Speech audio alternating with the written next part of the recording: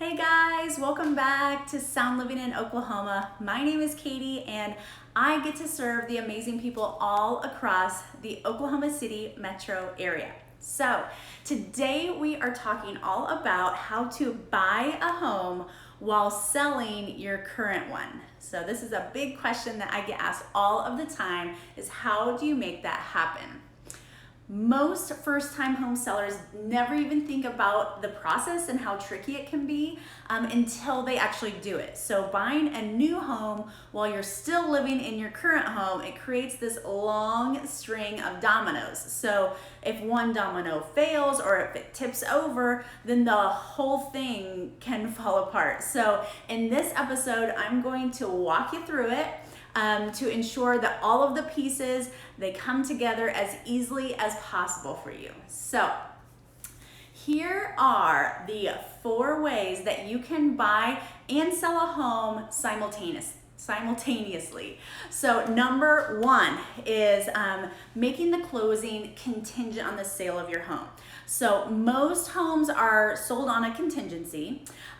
In this case, you would make an offer on a new home and that obligates you to buy only if someone buys your home.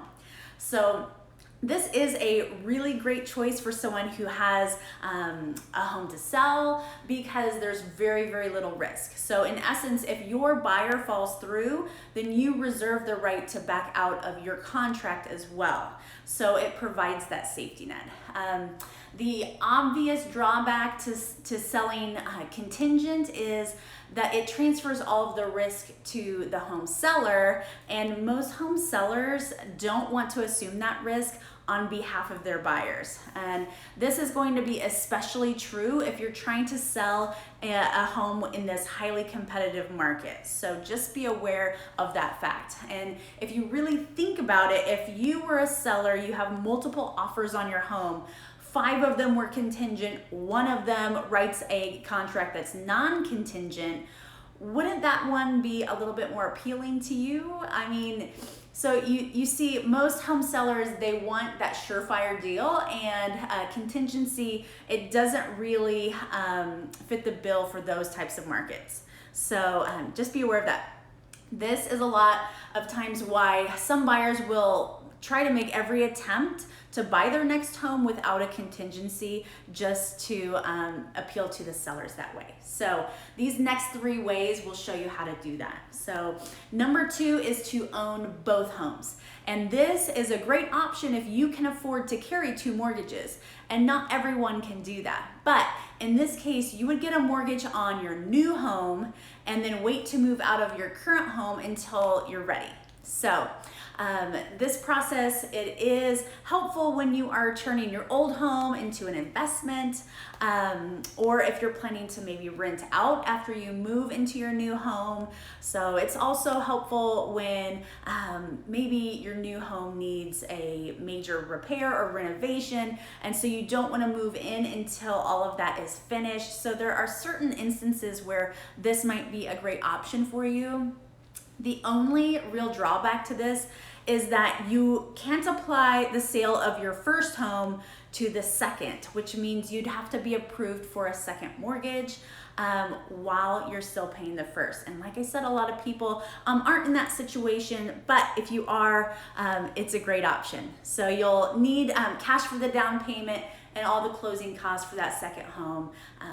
Another option might be to look into doing what's called a bridge loan, which would allow you to purchase the new home using a temporary loan, which you would pay off when your current house sold. So just something to think about. The 3rd way is to rent a home. So a couple ways to do this. You can either rent a random home or you can rent back your current home from your buyers. So if you opt to rent a random home, obviously that's pretty easy. So you would simply sell your current home and then find a new home to rent until you find your new home to buy. So A few drawbacks to this. One, it's really tiresome. It's not fun to move multiple times in a year. So there might be a lot of storage fees, there might be pet fees, and all of these additional things. And you might also have to be obligated to lease longer than you want to.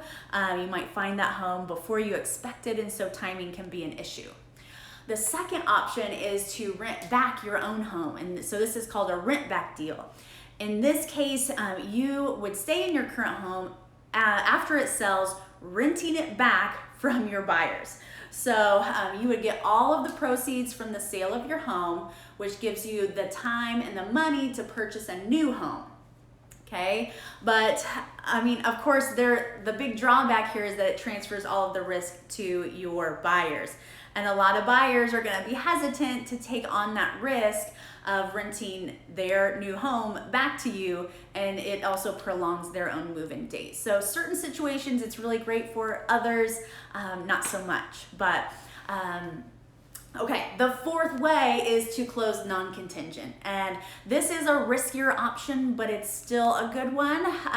In this case, you would buy the second home without being able to break the contract. So if your home fails to sell, in this case, the home buyer assumes all of the risk.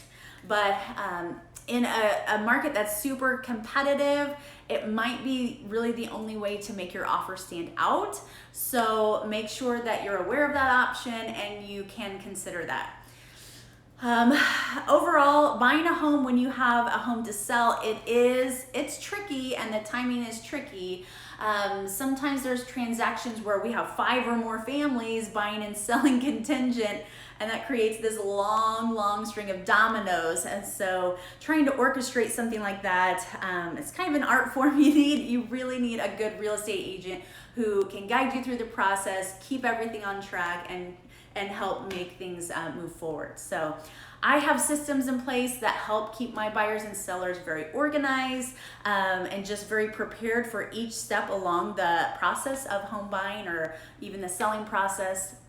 Staying organized and informed and having a high level of communication with everyone involved is the key to keeping these transactions on course.